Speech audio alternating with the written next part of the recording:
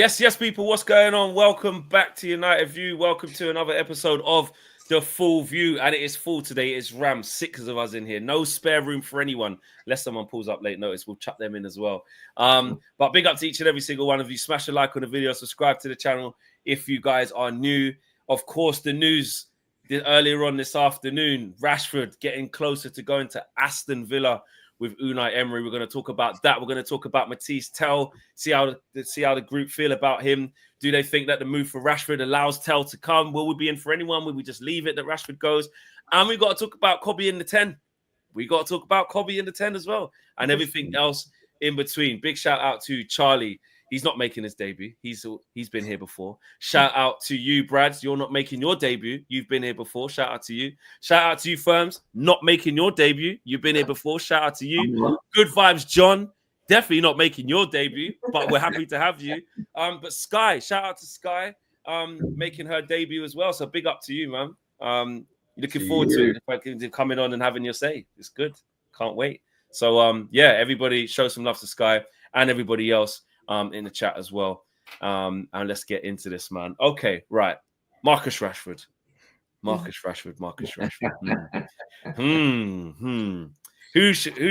wants to open up the floor here on Marcus Rashford to Villa? Because Firms, what are you saying with this one? What's happening here? I'm happy.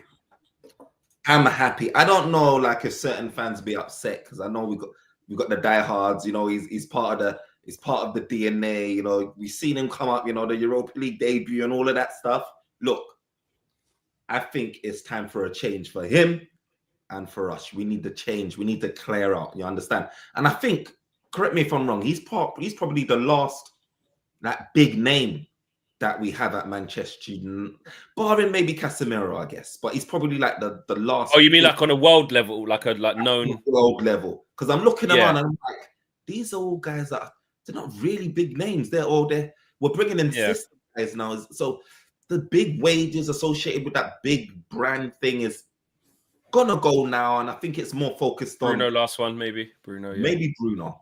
Yeah. But it's more about what footballing sort of ability can be brought to this club, as opposed to, you know, all of that stuff and player power and all of that. So I'm happy. And look at this. One thing I've learned, injured, mate. He's off injured. No, there you go. He's out for a few weeks, mate. Rashi straight in up front, banging goals week in, week out. Oh, he can play the 9. It was Man United that were the problem, all the revisionism. You can see it now. Apparently so. Do you know what? You know what I've learned? I've learned that I'm just stepping back. You know, all of this thing about we're letting go of this player. What if he does well? You know, all of that sort of stuff. Like, what I've realized is, look, what is he doing for us being on our bench? Or what is he doing? We've had big enough sample size to understand Rashford under multiple managers. And especially now, what is he going to be doing for us sitting on our bench? There's no point. We might as well let him go, let him thrive, do his thing. I hope he does well so we can get the money and do what we need to do. So that's my point. Firms makes it very, very clear. Sky, for you, I mean, we was talking a little bit off air before we came on there. So yeah, what's your feelings on where Rashford's at now and the fact that he's on his way to Villa potentially? Yes, I agree. I think that it's good for him to leave. I think it's best for us and for him. My only thing is I'm kind of petty in the sense of I don't want him to go to another Prem team. I mean, I understand it's just a loan. I'd prefer a different league. So maybe, like, if he gets bought, it's somewhere else outside of the Prem. Well, is that because of, like, an emotional thing for you? Of, like, I just don't have to see him every week, like, playing. Yeah, it's just weird. Like, when Fabrizio tweeted that picture of him in the Villa kit, it's weird. It's weird. But he's got to go. Like, I'm not saying, like, he needs to stay. I think it's his time, it's fair. You know, like, it happens. That's just life. But I want the best for him, you know, obviously. But I think it's good for him to leave. And I know we were talking about kind of how he could fit into Villa's squad.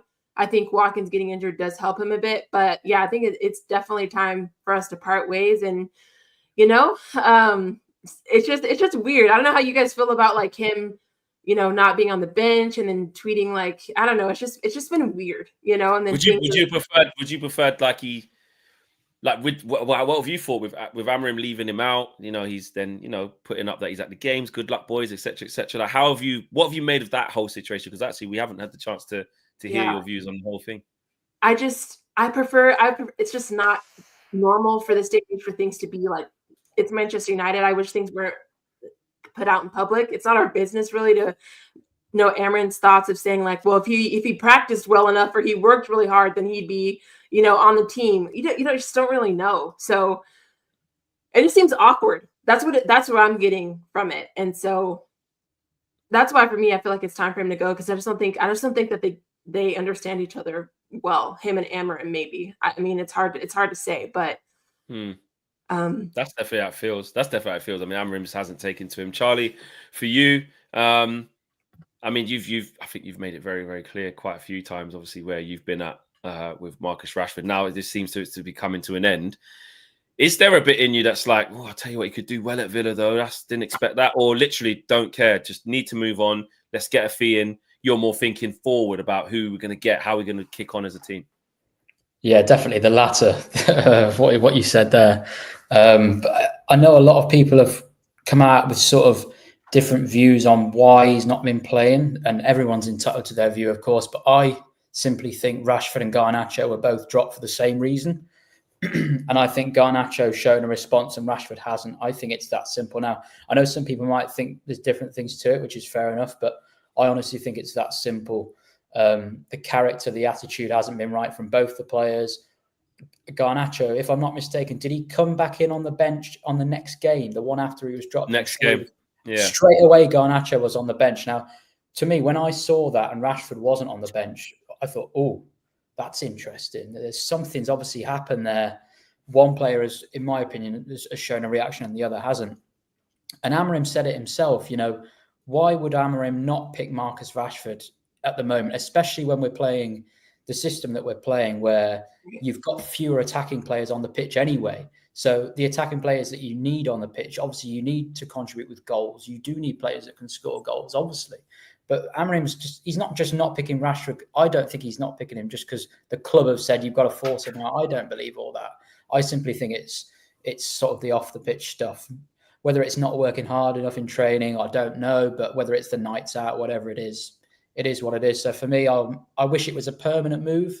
But I'm glad this farce is coming to an end because we end up talking more about players that are not on the pitch than the ones that are. Right. I want to come here talking about how well Garnacho's done the last few games, how well Cobby's done, how well Martinez has contributed a load in the final third, blah, blah, blah. Like talking about Rashford again and again. It's like, I just hope that whatever happens, I wish him all the best. Like people have said, him doing well is good for Man United if he does well on loan. But I'll be so glad when this transfer window ends and we can put it to bed and we can get a focus on moving forward in the FA Cup and getting up the league and hopefully going far in the Europa League as well. Yeah, definitely second that. Brads, for you, again, we watch many games together as well, and I know how scathing you can be of Rashford. But are you? What Charlie said that last bit there, basically like just glad this is coming to an end thing and we can just keep it moving. 100%. It'll be good riddance when he goes. I'm not really that bothered where he goes, to be honest. I think he's got the ego of Zlatan, and he's the Withenshaw I show speed. To be honest, yeah, I don't rate him at all. Wow, tell us how you really feel, Brad. Just let us know. I mean, I don't. if anyone didn't know, if anyone wasn't sure what Brad's is on, Bradley's just not been on. I just hope he does well on loan. I hope he has one of his purple patches. And we can get the money for him. And then I'm not bothered how he does after that. I wish him all the best. If he does do well, good for him. But I'm not too fussed. He did, Chris. Chris said he didn't just say speed. He did. He did say that. He did say that with a short I show speed Jedi Pro. That you didn't hear wrong. He did say that. Bradley making it very, very clear. Good vibes, John. Bro, I know that. Do you know what? I'm glad you're here today, actually. I'm glad because I always know the good vibe. The good vibes is not just for gimmick. Like you really are good vibes pretty much every single time. And you hate when this kind of thing happens, academy, etc. So I know the sentiment is there from you. But I'm interested to see how you actually feel about this whole thing in general. Well, first of all, I just want to say that's Brad. I don't know. I've never met you in person, my man, but that is a crazy. I don't even know. I don't even want to get into that. That is wild. Look, I understand that a lot of Manchester United fans And this is the sad situation, is that we have fans like Bradley, you know, and I'm not quantifying or qualifying anybody's, you know, loyalty and faith and the love that they have for Manchester United, but it's a very sad situation that we find ourselves in. You know, I think majority of Manchester United fans, even on the internet, will tell you that, yeah, we love Marcus Rashford, but. And that but is the big situation, because Manchester United fans are tired of it, and we do need drastic changes. Ruben Amorim and Marcus Rashford, whatever the relationship may be, maybe Marcus might have felt like he was hard done by, even though he might have just said something. But at the end of the day, given the circumstances, the pain that Manchester United fans are feeling, I can't get behind when Marcus Rashford comes out and says things, especially going to, you know, to the press and saying, hey, you know, I need a new challenge. And I think Marcus Rashford, I don't think I'll ever say here, and I don't think I'll ever sit here and say that Marcus Rashford doesn't love Manchester United. I think he still loves Manchester United with all his heart, and of course he wants things to do well. But sometimes, you know, pain just overwhelms the love. And I think Marcus Rashford is hurt. Manchester United fans are hurt. And at the end of the day, I think it's best for all parties if he does move on. And, you know, I wish him nothing but the best. But, you know, it's just a really sad situation. I really wish he worked out on the Ruben Amorim. I thought he was going to have a good chance of, you know, a clean slate of sorts. But then he just looks tired of it all. And I think United fans, no matter how much I sit here and defend him and whatever, I can't. You know, we're all tired of it. And I think this is truly the mark of a quote unquote new era with Ruben Amorim. And I think, you know, I wish him nothing but the best. Do you think he can reignite his career? Like, what do you think of him going to Villa? Like, do you think he can fit in that team? Do you think that's a good move? Are you surprised he was holding out for the likes of Barcelona, AC Milan? No disrespect to Villa, because they're better than us and they're a really good Premier League team. But he clearly had aspirations of that he would get this sort of, you know, beautiful move away from the Premier League, massive club. Still playing Champions League. Like I said, they're very good. But what do you think of the fact that he's going to Villa? Look, I think with all due respect, I think Marcus Rashford's camp in particular, maybe I think they kind of overstepped a little bit, because I think they went into the market thinking, hey, you know, we can go to wherever. Marcus Rashford is still a top player. And don't get me wrong, he is a top player, but the value, the status, and the form has fallen so hard that all of these clubs that he was linked to obviously fell apart. I don't know what they were thinking with respect to the wages. And Villa, I think at the end of it all, yeah, of course he would have maybe preferred to, you know, from maybe whether it be on a PR thing or whatever it may be, maybe he would have preferred to move abroad and, you know, get away from the English side of all the negativity. But, you know, from him, you know, Aston Villa couldn't have asked for a better move. You know, it's better than going down, respectfully. Yeah, that's true. That's very, very true. For me, before we move on from Rashford, I just think like, I didn't expect it to be Villa. It still looks weird, feels weird. But it's about go get your confidence up. He's going to play in the Champions League. They're a better team than us. They are a better team than us. They've got bigger aspirations this season than us. And yeah, I mean, him going there permanently it'd just be weird. My thing was, which I said in my reaction, though, the only question mark I had was, what is he gonna be like? Because he's not going very far. So he's just going down the M6. Probably not going to move house, get driven to training in that distance, about an hour and a bit. If he has got all of this going around him where he needs that clean break, new set of like big different circle, etc., etc. I remember Cole Palmer talking about this. He said he needs to get out of Manchester. He did an interview with Patrick Davidson. It's really good. He was saying I needed to get out of the same sort of thing. I was going to go play abroad. I was up for it, but Chelsea, you know, still away from my family. Just that, you know, London to Manchester's further. But just going to like, I'm just like, is that gonna be enough for him to change? Is that gonna be enough culture shock for him? I don't know, and I'm just throwing it out there. I don't know. I think it would be, because if we're looking at Marcus Rashford, you know, and we're not talking about players that were like journeymen, or we're not players that joined Manchester United later in their careers. We're talking about Marcus Rashford, who's been at Manchester his entire life. So if you're talking about a young lad who's lived and worked in the same environment pretty much his entire life, even moving down the block is a huge sort of change in scene, you know. And I think more so than anything, I think Marcus Rashford just needed to get away from the English press. Whether the criticism is valid or not valid is beside the point. I'm just strictly speaking from the perspective of Marcus Rashford's camp. There has to have been a way where he should have moved abroad. But the fact of the matter is, the situation in itself is a damning indictment on Marcus Rashford's form and status in the footballing world. And that's why he had no choice, I think, in terms of the sort of the upper echelons of the moves, that he had to go to Aston Villa. Everything about it stunk. And from Marcus's camp's perspective, this is probably quote unquote the best move. And I think it's still going to be a huge move, whether he goes down to Birmingham or leaves to Manchester for London, whatever it may be. It's still a big change. No, I hear you. Firms, what are you saying? look, Emery's a good coach. He's a really Very good coach. good. Very good So coach. for me, I'm less concerned about Rashford, like not getting along with him or not pulling his weight. I think like with the whole transition of 6 months, he's got 6 months to prove himself in the setup where he's like, you know what? I need to save my career here, because you can't come back to Manchester United. You can't afford to have a poor sort of 6 months and then all of a sudden Barcelona's thinking, maybe let me look at Nico Williams again. Maybe not. Let me not look at you. Aston Villa again saying they don't want to turn this permanent. Like, he's got to do this for himself, and I think that he's going to have a point to prove anyway. I think he's going to be one of those ones that's saying, you know what, this is the reason why, like, I needed a move to show you guys what it's about, and whatever he's saying, thinking is, stopping him at Manchester United. I think he's going to be able to. He wants to say, look at the Rashford. Whether that happens or not, I don't know, but I hope that it's the new manager bounce mixed with 6 months of point to prove and all of that stuff that gets him over the line. Look, whatever he does after that 6 months, after we've got our change, look, I'll be happy. Look, John, I know how you feel about this. I know. And I'm not even trying to aggravate you, but I do feel like,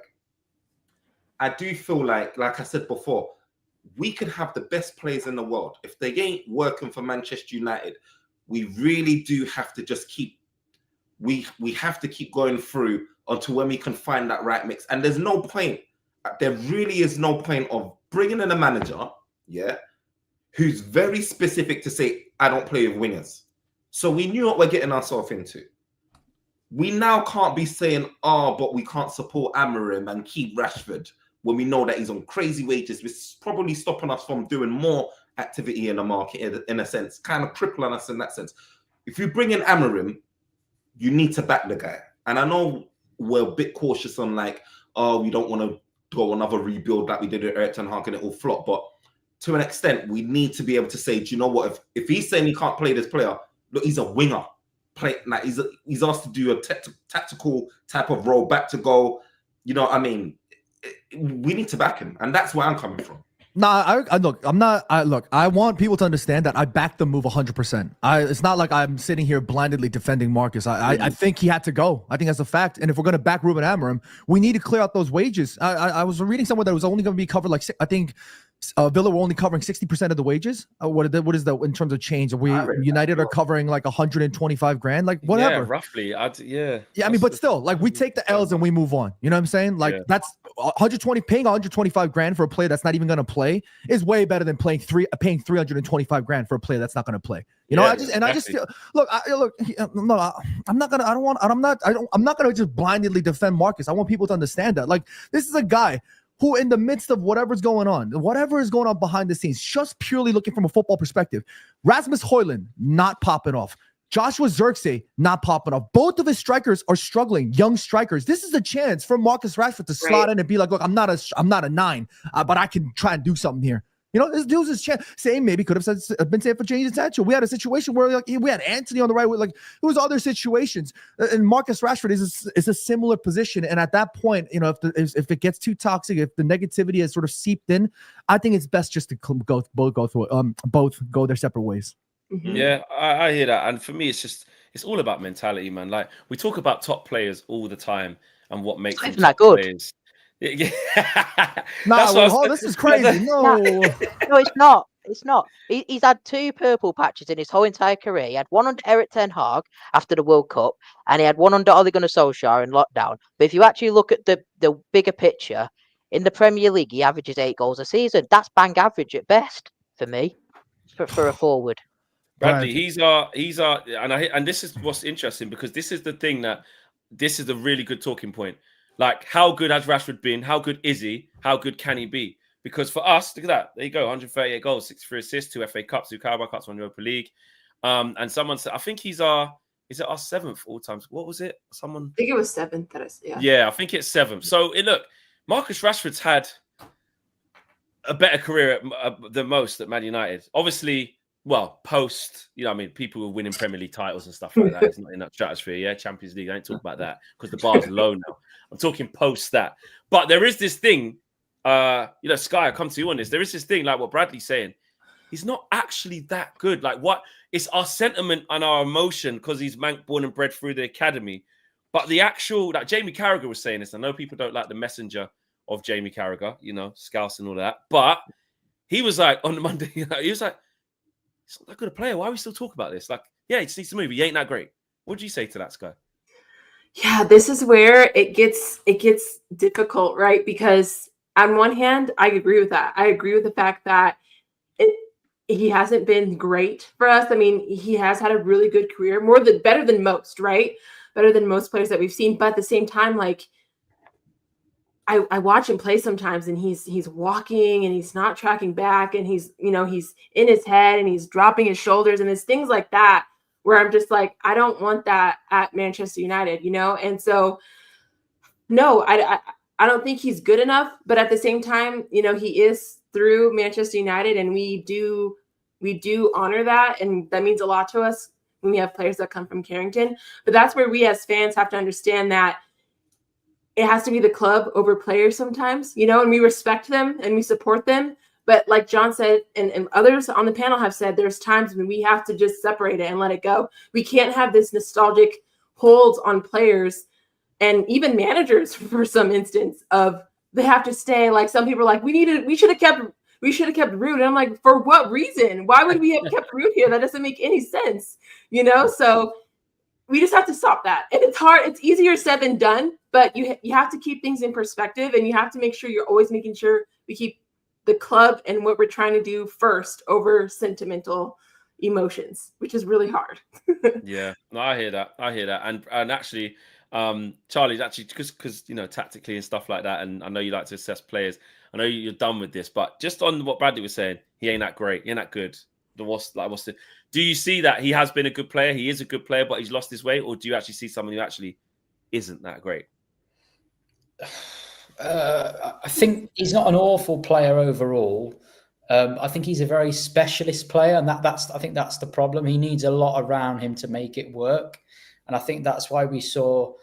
I mean, even in the brief time that him and Xerxes spent on the pitch together, it was so much better than the Højlund and Rashford dynamic. And we've seen with Martial, for instance, how good Martial and Rashford were for that period. So I don't think Rashford's an awful player, but I prefer attacking players that have got a more full package, that can hold the ball up, can head the ball, can use both feet well, generally make the right decisions.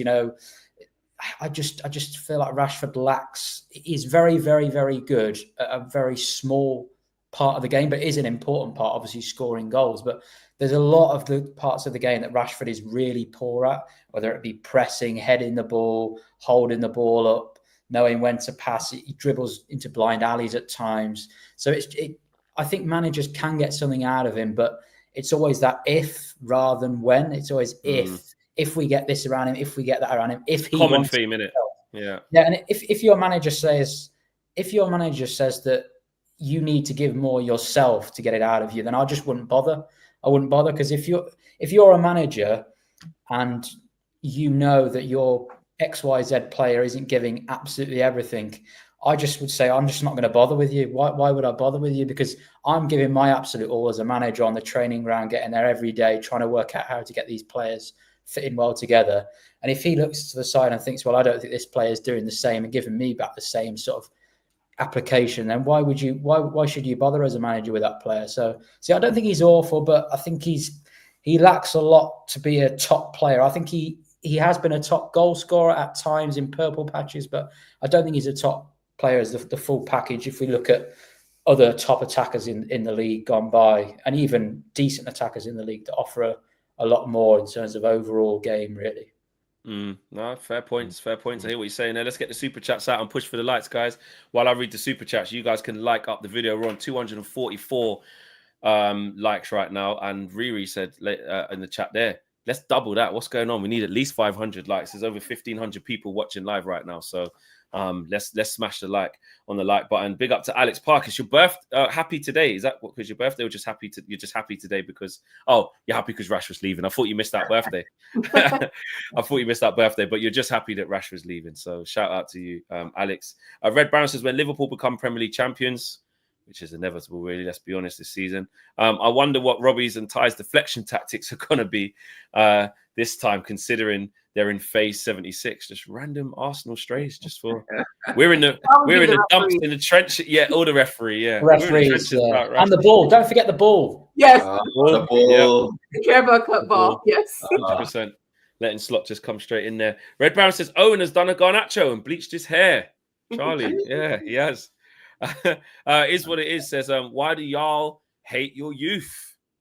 I don't think we do hate the youth. I think, listen, if you've just seen, it is what it is. If you just listen to how everybody's spoken about Marcus Rashford, maybe Bar Bradley, maybe you can see that it's not a. And actually, Bradley don't hate him. Bradley's just being honest, just doesn't rate him. It's not hate. It's just don't rate. Simple as that. Yeah, I'm sure he's a nice guy. But I'm sure like everything he done in lockdown, I commend him for, because that was a great thing he did. My thing is just purely on the football pitch. I just don't think I don't think he's been good enough, and I think sometimes his application in terms of things that he's done for Man United has been poor. But as a man and as a person, I have respect for him, what he's done off the pitch. But Bradley, but you call them bang average is crazy. That's John, ain't let this one go. I don't know. Okay, John, what do you want to say to Bradley here? What are you saying? Brad, I don't know, man. Like, you must be a nice fella. I don't know. I haven't met you in person, my dude, but like, that's crazy. Like, are we like the revisionism is mad? Like, are we crazy like that? Like, are we so upset? Are we so I said it all the time.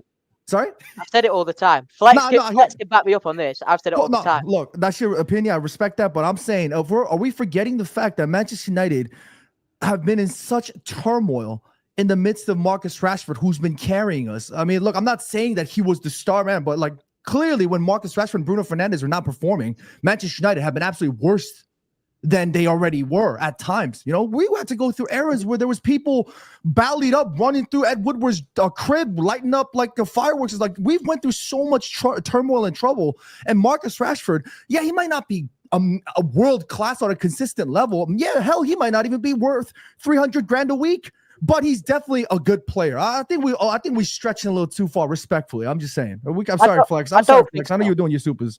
No, go for it. This is what the full view is about. It's about big opinion. It's about challenging each other. Bradley, do you think you're over? Overcooking this, or you stand by that? Like just bang average. What would you call it? So bang average is like just to quantify what you're saying and put into bang average in the Premier League is like Neil Maupay. Is that bang average? No, he's rubbish. Okay. So a bang average striker? Calvert-Lewin always gets injured. Callum Wilson. Callum Wilson's bang average. Andy Carroll. He's all right. Callum Wilson, when fit's probably better than Rashford. Do you know what? Here's a stat. Callum Wilson, when Rashford and Callum Wilson were playing at the exact same time, Marcus Rashford only outscored Callum Wilson in one Premier League season. Yeah, because he was good even at Bournemouth. But that's what I'm saying. So even calling Wilson bang average, he's a good Premier League striker. He just can't stay fit. I mean, back in the chat, who's like bang average? Like what? Solanke. He's only had one good season. He's only had one good season at Bournemouth though last year. Other than that, he's gone to Chelsea. He's gone to Liverpool. He hasn't been great. It's just because I think the problem is. Rasmus. They're saying Rasmus. Oh no. I mean, Bradley, is Marcus Rashford better than Rasmus Højlund? Marcus Rashford is better than Rasmus Højlund. Okay. I don't even want to hear what Brad has to say about Rasmus Højlund if he thinks Marcus is hard. Lord have mercy on my days. Look at their ages, though. Rashford's nearly... No, do you know what it is? Marcus Rashford, because he's come through the academy, because he's from Manchester, and because he scored 4 goals in 2 appearances on his first 2 appearances, he's been hyped up into oblivion. If he was on 50 grand a week or 100 grand a week, and he was getting used as a squad player off the bench and impact games, then I wouldn't have a problem with him starting. But because he's been hyped up into oblivion, and he's seen as this Mancunian Pele and all this rubbish.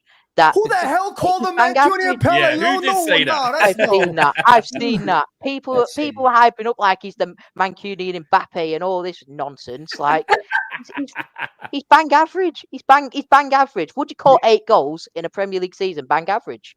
How many goals would you call bang average?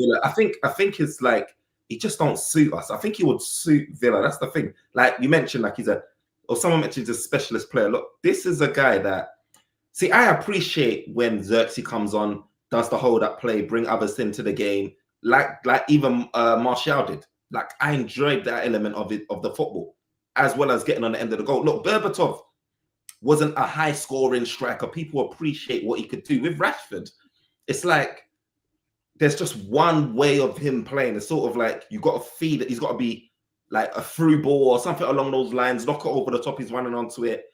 Where's that ability that to bring, like, hold up the ball, bring in other players and do all of that? He can, to be honest, he's got a cross in him.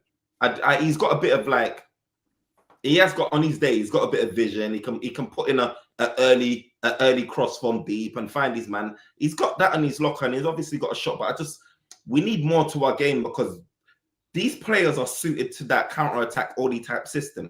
If we're trying to break down the low blocks, we're playing more teams that are not going to be playing the Liverpool way where they're coming at us and then he's got the room to be doing that. We need those players that can hold up the ball and bring others in a bit more intricate, got a bit more strings to their bow. Otherwise, we're going to have a lot of games where we're struggling like this. And Rashford, look, we've got Rashford, we've got Garnacho, similar. Do you understand? Like, these guys are not guys that we had Sancho, we let him go, but obviously we were playing in a system that didn't support and suit Sancho. So where we've got Amorim coming in now, and he's like, okay, I've got a vision, I've got my identity. I don't care if you guys can play it or not.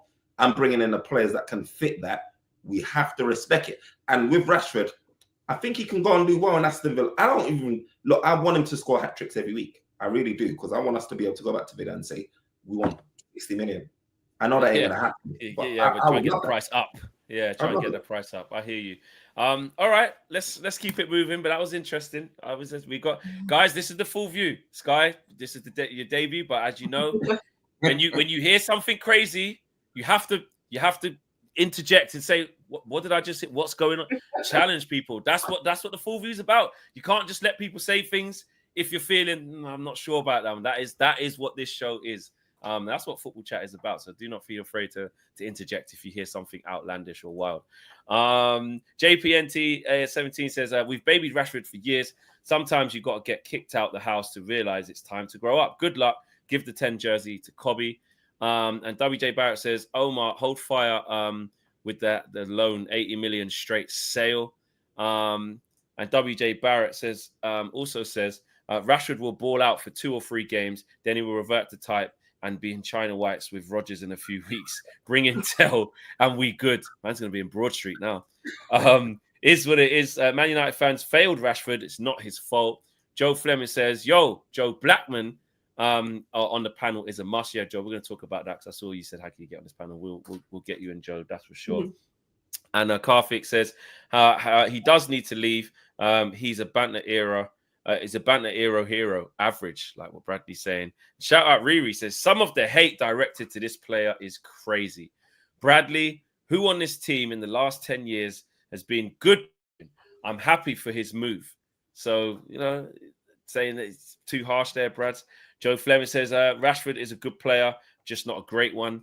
Don F says, Cunha just did a madness. Bring him to Old Trafford now. I saw that he scored in the last minute, but I don't know what type of goal he scored, but was it a madness? Was it? Is it a good goal? Okay, that's cool. Well, he still ain't signed a deal. Bring him in. K-Flow says, Bradley, apart from Salah, give me 20. Bloody hell.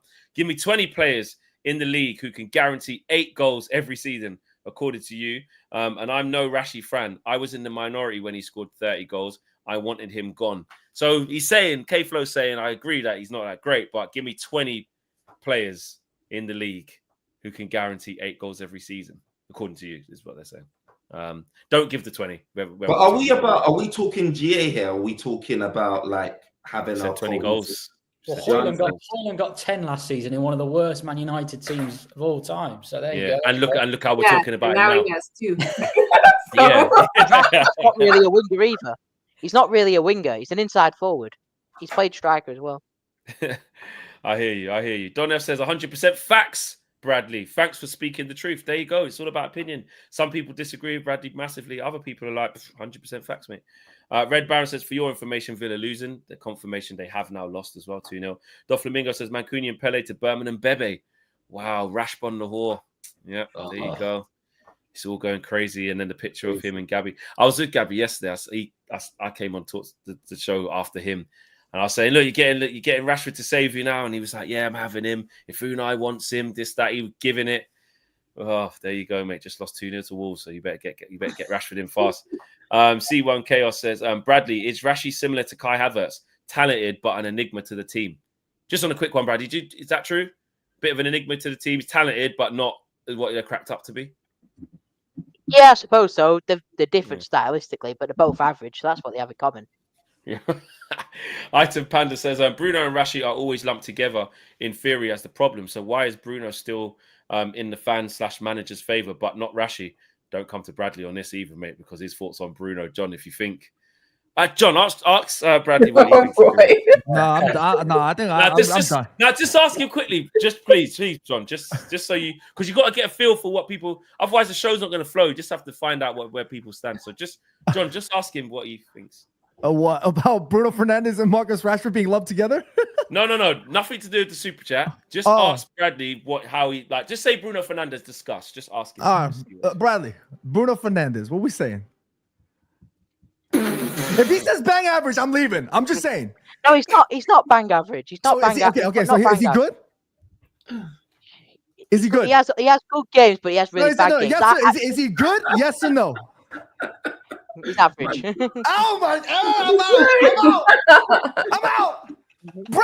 Brad is comparing this Manchester United side like he was 25 when he watched 99 the Champions League final. Brad, like obviously they're not that great when we're comparing him to the old Man United, but over the years since Sir Alex Ferguson, Bruno Fernandes he's been one of the best players. Marcus as well. Are we doing bang average? We haven't won a league for 12 years. That's what I'm saying. 12 years. No, that's what I'm saying. Exactly. You're proving my point. Okay. No, but you have to understand the expectations, my man. This is crazy talk. I mean, what are we doing here? Bang average is crazy.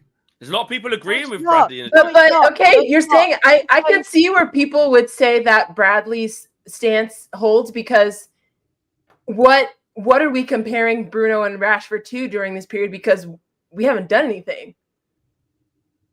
That's his point. And also, so then the context has to be we haven't done anything. But I feel like you can't attack the players who have done something when you haven't done nothing, if you get what I mean.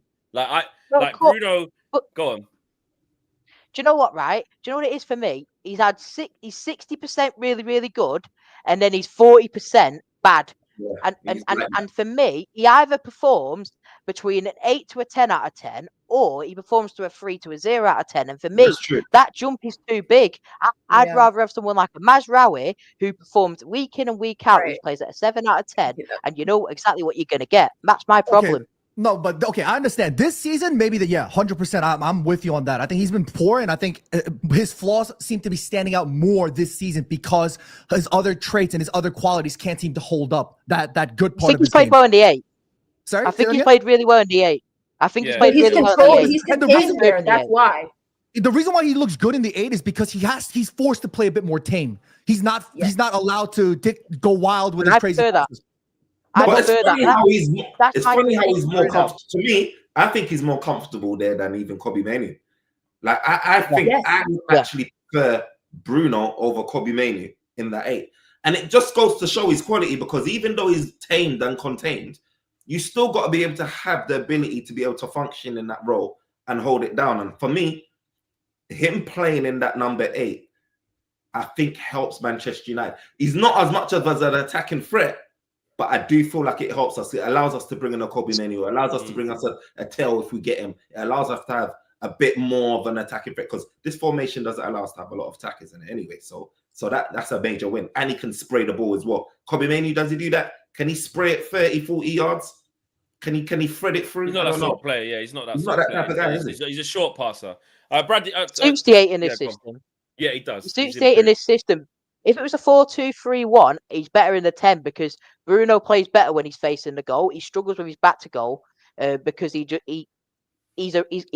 he has his back to goal, he's a bit erratic. And then when he plays in the 10, he drops into centre back, wing back, centre mid, and then he will occasionally drop into the 10, but he's everywhere. Whereas if he's in the 8, he's disciplined there, so he has to stay there. And it's clearly an instruction from Ruben Amorim. He's been telling him to keep it a bit more calm, because I think he said in the interview after the Ipswich game, he said Bruno always likes to do the long ball, but you can't always do the long ball. So I think that's an instruction from the manager, which I do like, because Bruno can do the 5-yard passes facing the goal, and he does work really hard. I've always credited him for that, for working really hard. I've never knocked him for that, and I think he does look better in the 8. I think we can get to the end of the season, and I don't. He's not the biggest problem. Nowhere near the biggest problem. Like, we've got to get rid of other players before Bruno. But I think eventually we will need to replace him to get back to the level we all want to eventually. Yeah. Do you know what? I'm going to get back to the super chat. Every time we get through them, something big comes up because there's loads now. And while I'm doing that, guys, we've got over 1,700 of you watching as well. Nearly 2,000 people. So we're at nearly 400 likes. Let's get to, saying get to 500 seems too slim, guys. We should be at 750. Yeah, we should be. You know what I mean? 100%. Like Firm says, run it up, man. Like we're nearly at 1,700 people watching live. We're over that. We're at 395 likes. So let's get to 750. Take a moment while I read these super chats out. And you guys smash up the like button. Item Panda says, Bruno, oh, that was the one that caused the chaos. Peter said, Rashford is average. Bradley is right. We overhyped him. Prem stats. I'm not going to read out all of those, but basically there's some pretty average stats if you're going by the stats. K-Flow says, Bradley's breakdown Son's goals over the number of seasons for me since you broke Rashi's over seasons and years he's been here. Let's go. We haven't got time for that, K-Flow. Unfortunately, we haven't got time for that. And Donna says, Bradley and Saeed study same ball. Love it. And Itam Panda says, are we going to act like we didn't win the Premier League with Tom Cleverley? Is he better than Bruno or just lucky? Luck and timing plays a role. Oh my God. Are you guys? No. That's what Item Panda's saying. He's saying, like, you're cussing Bruno because he hasn't done anything now. But let's remember, Tom Cleverley won the Prem. Is he better than Bruno? No. So what he's saying is luck and timing, like the team you play in, matters. Do you know what I mean? So, Anderson won a Premier League. Anderson was good in his heyday, but there's players who have won things where you go, how, Danny Drinkwater's won a Premier League. Do you know what I mean? What? So yeah, Alexander Butner's won a Premier League. Crazy. Is he better than Evra? No, he's not. C1 Chaos says, you guys in the prime AFTV era arguing about average players. Drop in a trophy, but horrid in the league overall. Bruno is your Aubameyang. I wouldn't say that. I wouldn't say that at all. Right, let's move on. Finally, away from Marcus Rashford. Luke Chadwick is better than Gerrard, says Red Baron. And Danny DeFito says, this is the 4th season in a row that Bruno has been below par. The guy shows up once every 7 or 8 games. Guy is beyond inconsistent. This acceptance that he is a great player is the reason we are where we are. It's Bruno's fault. This is why, because we keep lauding players who ain't good enough, according to Danny DeFito. Matisse Teldo, let's talk about moving forward. Like Charlie was saying, he wants to talk about Kobe in the 10. He wants to talk about Lissandro starting to step in. We want to talk about maybe Toby Collier starting to get some minutes and showing he can help out. Ahmad's been good. Garnacho, in terms of a little bit of a turnaround, Amarim's been praising him so much about how hard he's working. He's really trying to change. I don't know if you guys saw the second part of the presser that was for the embargoed bit that was for this game. It was after the Europa League game. And he said that about Garnacho. He was like, at the beginning, some of the information I was telling him, a bit hard on him, like, because I'm a new guy. But now he understands I just want to help him. I just want to win games. And his attitude's been brilliant, how he's trying. Basically, mugging off Rashford at the same time to say, look what this face is, that. But Charlie, let's talk about a little bit of positivity. Garnacho, have you seen a little bit of a change in him in the last few games? Yeah, I have. I think we talked about Garnacho a few weeks ago. We're talking about sort of his level and stuff. And I think the biggest compliment I can give Garnacho is he always tries to impact games and he'll never stop trying to impact games. I think the reason why Amorim perhaps wasn't selected or dropped him for that game was something to do with his off the field, his attitude. I think he talks about getting teammates, giving teammates praise and his reaction to teammates on the pitch and stuff as well.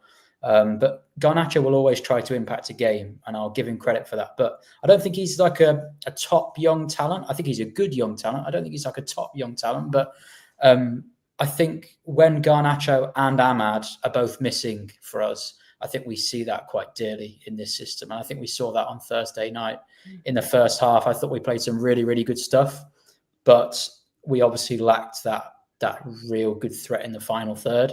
And I think as soon as Garnacho and Ahmad came on, I thought we did look a little bit more threatening. And I think Garnacho does tend to look better when he comes off the bench. I think that's quite a common thing that we've seen for a long, long time. But yeah, I was not like that disappointed if we have sold Garnacho a couple of weeks ago, because we'd have had time to maybe bring somebody in. But right now, the way we're sitting, it looks like Garnacho is going to stay, which I think is good right now, because we couldn't afford for Rashford and Garnacho to leave simply because of quantity. You know, forget about the quality of the players, but quantity-wise, you've got to have some. You've got to have some players.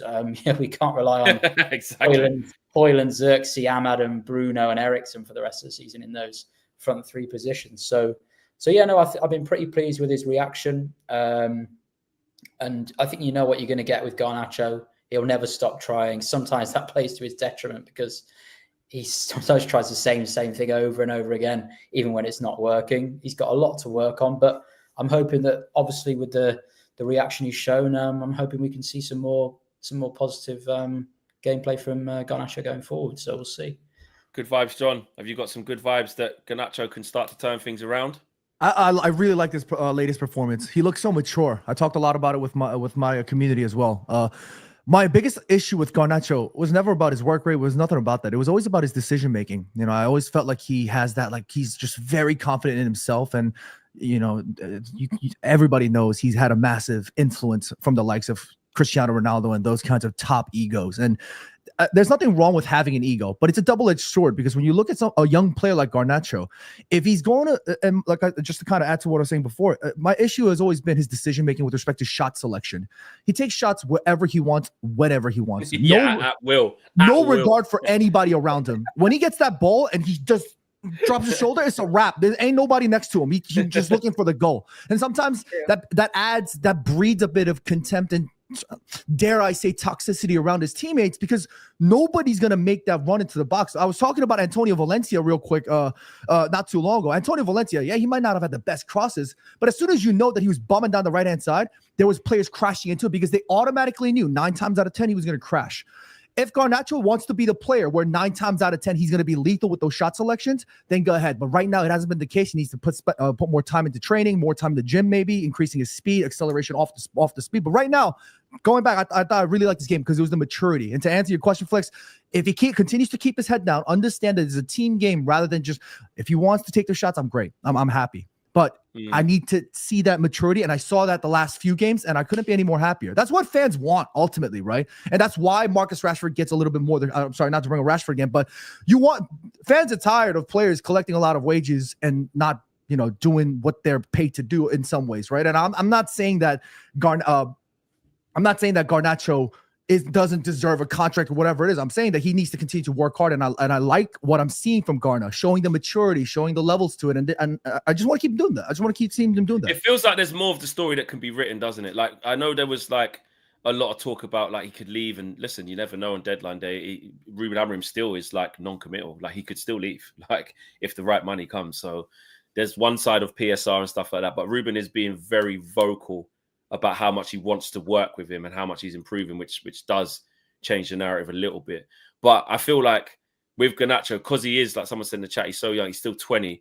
It's almost like, I mean, selling him now in the middle of the season, like at least keep working with him to the summer to really establish, can he do this? Can he improve? Can he take a step up?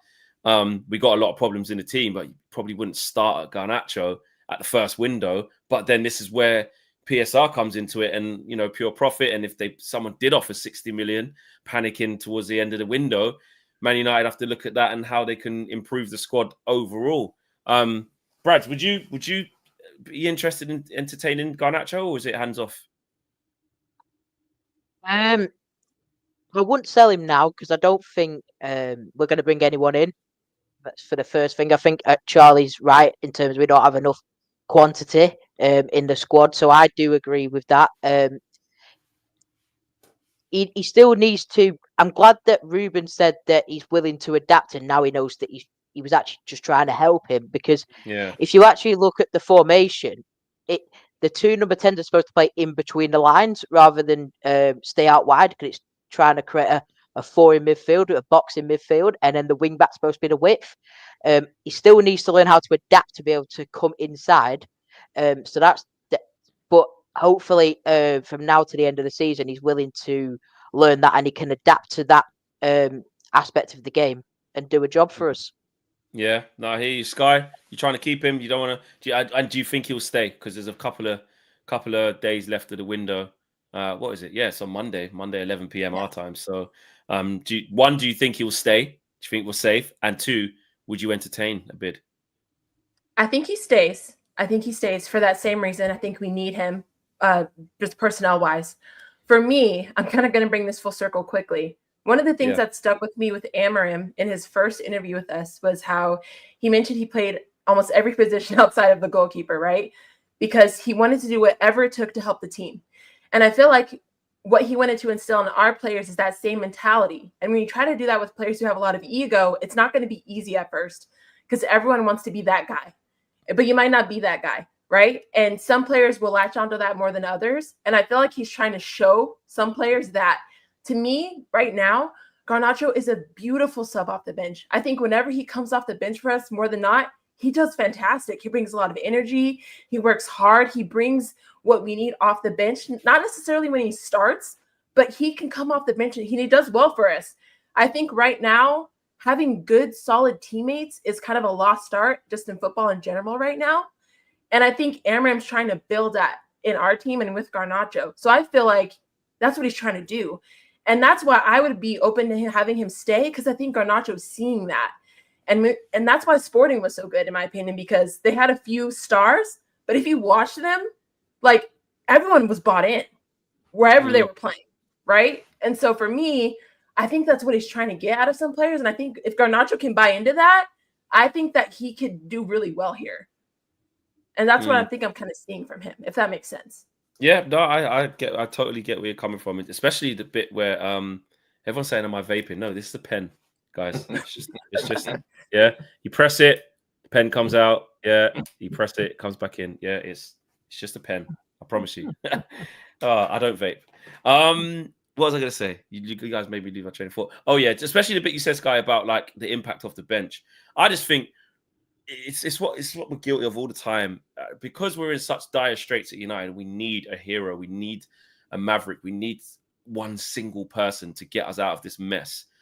Like, we've put basically too much highlight and spotlight onto Garnacho in a failing team. He's had to play an awful lot of football way too quickly. You know, last season was his second season, right? Anthony's nowhere to be seen. Jadon Sancho's exiled.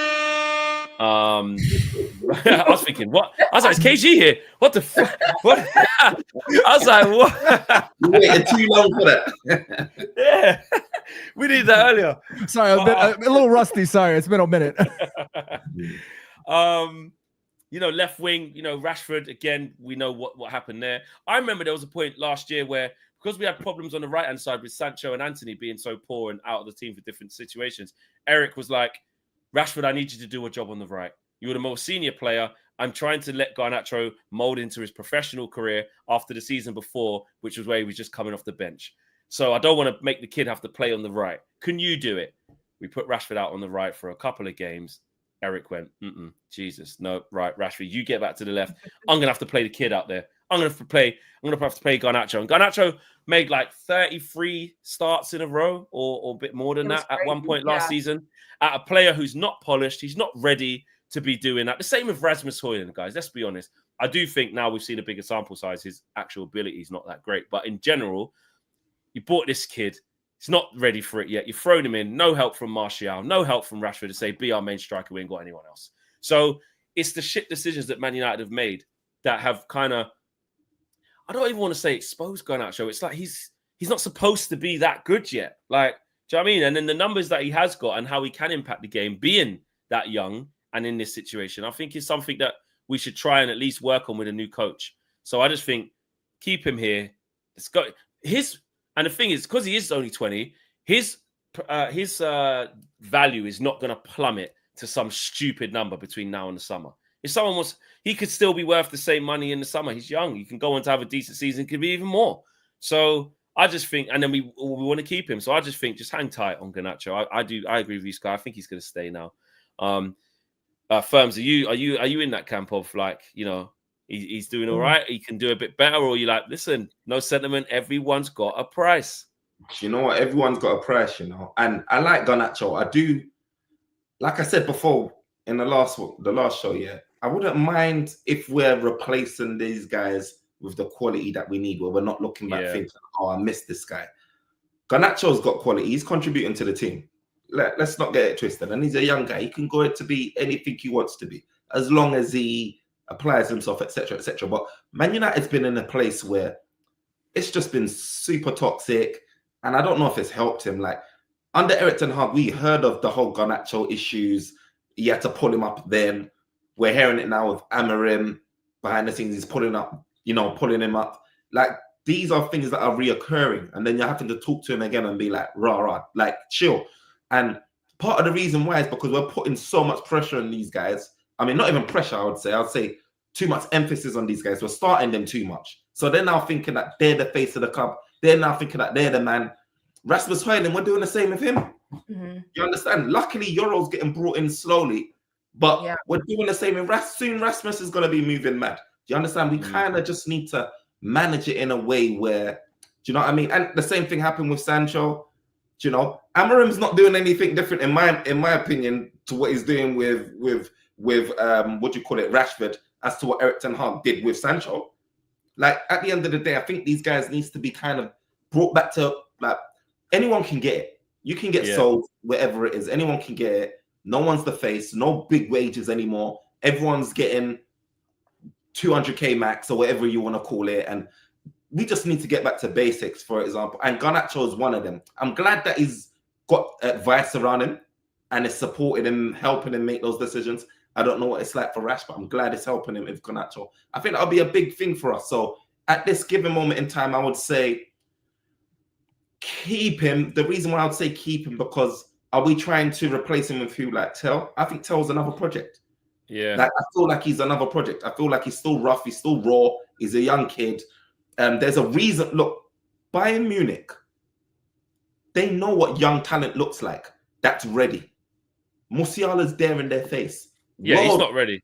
Yeah. The world can see it. You understand? But then being behind Gnabry, Coman, Sane, Kane up front, you have to be. You basically have to be a Musiala, which is also a freak, to actually get in. So it doesn't mean that, you know, the one man's trash is another man's treasure vibe.